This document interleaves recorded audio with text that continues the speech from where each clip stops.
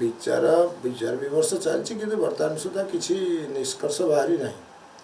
कि से जो 4 दफा दाबी डिमांड करुँपर सेमती किसी बाध्यबाधकता सरकार दबा कथा नुह कारण से कहते आमको मिल चार्ज 25-26 मिलिंग चार्ज बढ़ा आपणकर 23-24 24-25 25-26 जो 3 मास आपणकर रक्षणाबेक्षण जो धान रखुच्च आमको पैसा दियो तुम तो मिल कर बिजनेस कर तुम स्टोर कर रख तुमको सरकार से कहीं पैसा देवे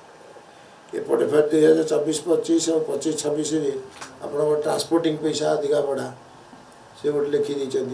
आप 24-25 25-26 जो कंचा माल जो धान रखुच्च 1% जो सुखी जाऊँगी सुखी जाऊँगी आमको 1% बढ़ा यही सब जिन जो देते से पड़ोशी गोटे भितर एमती ना जे 4 दफा दाबी यहाँ किसी माने तार गोटे जेन्युइननेस किसी ना गोटे सरकार बर्तमान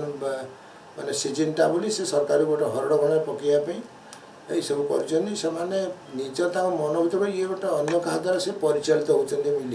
मिलर मैंने तेणु जदि सरकार कड़ा आभिमुख्य ग्रहण करेंगे हम कौन कर बस आलोचना चलती डिपार्टमेंट आलोचना कर फूड एंड सप्लाई कलापर जहाँ निष्कर्ष कैपेसिटी जी से धान दिया से रखुच्च कौन सी तो स्टोरेज मिल कर धान ये रखिले तो मिलिंग करेंगे ना तेणु से व्यवसाय बिजनेस से रखुच्च आमको स्टोर कर रखा तो दूसरी मिलिंग मिल कर कैपेसिटी से धान दिया।